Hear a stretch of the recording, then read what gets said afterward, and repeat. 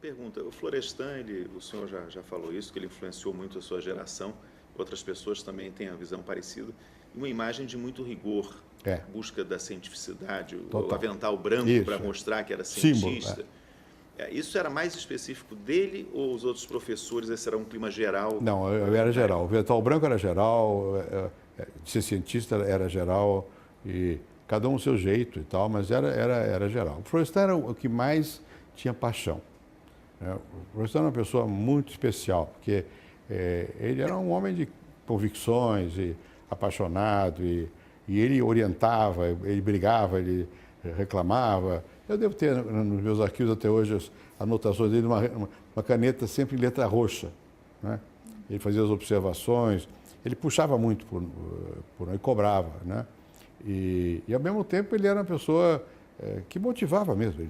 E ele sempre teve, aí sim, um forte sentimento de que as coisas têm que mudar na sociedade.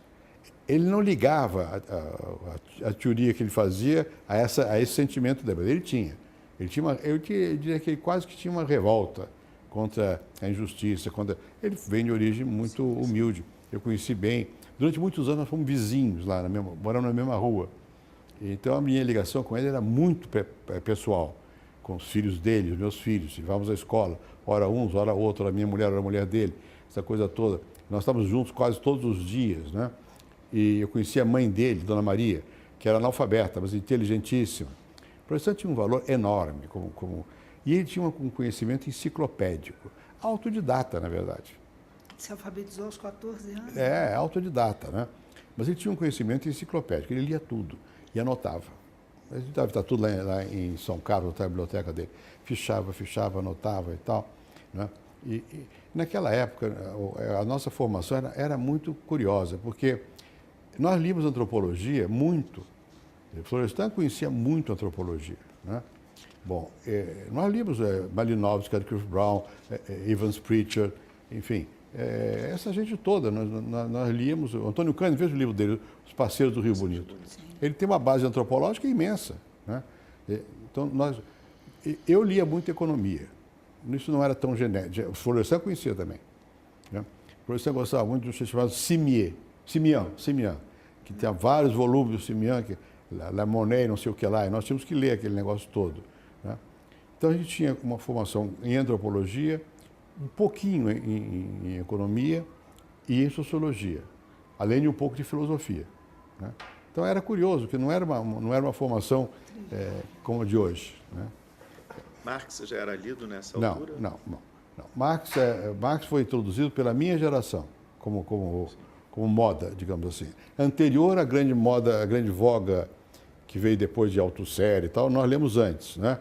Mas isso não foi... Até o Florestan tinha preocupação com isso. Por quê? Porque o grande esforço do Florestan, e compartilhado, todos, até o Fernando Azevedo, era de fazer da sociologia uma ciência, né? E, portanto, havia uma certa crítica ao ensaísmo brasileiro. Crítica exagerada até.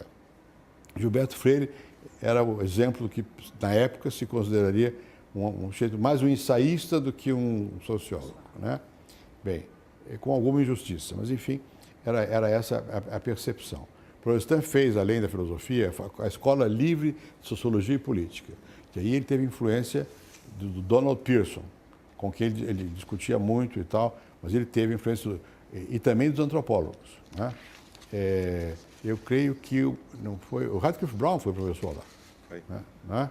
O Florestan tinha o conhecimento disso, e ele tinha traduzido um livro do Marx, mas isso não aparecia nos cursos. O Florestan voltou a falar, se interessar pela questão de Marx, quando ele escreveu Os Fundamentos Empíricos da Sociologia. Até lá, a tese de docência dele é sobre o método funcionalista, né? É o método funcionalista, que ele tinha aplicado nos estudos dele. Função social da guerra. A função social da guerra. Que eu acho até a Organização Social do Tupinambá mais interessante. O outro é um trabalho monumental, mas o outro é mais sintético, a organização social, e mais interessante. Mas, enfim, o Marx não entrava. Entrou quando o Florestan fez, digamos, um altar para cada um. É Weber, Durkheim e Marx. Então, cada um, para certo tipo de problema, você toma um autor, um inspirador, um método, ou outro. Essa é uma tradição que ficou durante muitas décadas. Muitas décadas. Os três que se lê em ciências sociais. Exatamente. A questão do Marx veio depois. Eu preciso ver, isso tem que ver com o Janotti, porque na minha cabeça, isso foi o Janotti quem veio com a ideia, José Arthur Janotti, né? Sim. Porque ele foi para a França, onde ele fez curso em Rennes. E lá eles tinham um professor, esqueço o nome dele agora, acho que era Goldman, mas não é o Goldman que é conhecido na sociologia, é um outro. Tem o Goldman, Lucien Goldman, foi até meu colega mais tarde em Nanterre, fui amigo dele, mas não, era um outro, acho que era Goldman, não me lembro. O professor de filosofia. E o Janotti tinha lido muito Husserl, Fenomenologia. E ele queria tomar o texto do Marx como se toma um texto de filósofo, fazer análise de texto, que foi o que nós fizemos. Né? Bom, um pouco uma análise estrutural da coisa. Uhum. Mas eu acho que a ideia de pegar o Marx foi do Janotti, não tenho certeza. E aí nós juntamos, era o Janotti, o Otávio, o Iane, e eu, o Fernando Novaes, não me lembro quem mais estaria nisso aí, o Paul Singer. Né? E nós lemos o Marx de cabo a rabo, durante anos. Isso foi na segunda metade dos anos 50. Né? Isso já influenciou a minha tese de doutoramento, que foi sobre capitalismo e escravidão no Brasil meridional. A introdução dessa tese já reflete a influência da leitura do Marx. Florestan não gostou da introdução da tese. Eu estava com sarampo, eu me lembro bem disso, e como nós morávamos na mesma rua, ele bateu lá em casa furioso. Por quê? Porque eu criticava o método funcionalista. Bom, eu abrandei a crítica, depois das conversas com ele. Eu abrandei porque ele se sentiu ofendido. Eu não estava pensando nele, mas enfim, ele se sentiu ofendido. A conversa foi... Eu era muito amigo dele, né? Mas a conversa foi tensa. Eu digo, então eu vou defender a tese com o Lorival Gomes Machado, que era professor de ciência política. Isso para ele seria mortal, né? Bom, mas eu abrandei a crítica ao funcionalismo. Bom, ali, né, quando escrevi isso aí, que foi publicado, não me lembro quando, eu defendi até em 61, 62, ou mesmo antes, 60, no doutoramento. E, bom, nessa época, o próximo disso, o Iane, o Fernando Novaes, o Janotti, o Paul Singer, todos nós publicamos trabalhos já sob influência da leitura do Marx. E, portanto, na passagem dos anos 50 para os anos 60. E aí começamos a dar aula na faculdade, introduzindo o Marx, o Iane, eu, todos nós. Né? Agora, era uma influência principalmente intelectual, puramente. não política. Quer dizer, esse grupo seria progressista, vamos dizer, em termos de visão de mundo. Mas não tinha nenhuma militância, não. Ali quem tinha mais ligação política era eu, que antes de ler tudo do Marx, eu fui da revista do Caio Prado aqui, revista Fundamentos. Não, que Fundamentos? Revista, como é que é? Brasiliense. Fundamentos era do Partido Comunista. A Brasiliense era próxima, mas não era do partido.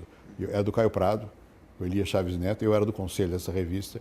E aí eu tinha ligação política, mas foi antes da leitura. De alguma maneira o Marx se encontrava mais com a sua inquietação original? Sim. Mas de qualquer maneira, a leitura nossa era acadêmica. Nós discutíamos política entre nós, mas a leitura era acadêmica, não era uma leitura engajada, até porque naquela época os comunistas não tinham lido Marx. Não tinha nada, ninguém lia Marx. Muito difícil. E estava na teoria do desenvolvimento da burguesia nacional, a qual eu me opus mais tarde. Né? Bom, enfim, mas o fato é que nessa época nós aqui introduzimos a leitura do Marx. E depois ele se vulgarizou e ficou um desastre, porque ficou um marxismo vulgar, que quando se casou com uma teologia da libertação vulgar também, foi um desastre. Né? Eu fui para a França muito mais tarde, em 68, 67, fui antes também, mas em 67 tinha uma moça que tinha sido minha aluna no Chile, Marta Hanecker, que tinha escrito Ela gostava muito do Althusser, queria que conhecesse o Althusser. Bom, ela foi para Cuba depois, e aí fez a confusão mental total, transformaram o marxismo numa coisa mecânica e não sei o quê. Althusser também, que Althusser fez uma leitura estruturalista do Marx, nós não nos opusemos, o Janot escreveu coisas sobre ele, eu discuti com Poulantzas, que também tinha lá, mas mais tarde, enfim. Mas aí virou. Mas nós, de alguma maneira, somos os avós do desastre que veio depois, que foi essa vulgarização, virou ideologia, né? No nosso caso, não era ideologia, a gente tentava analisar e tal.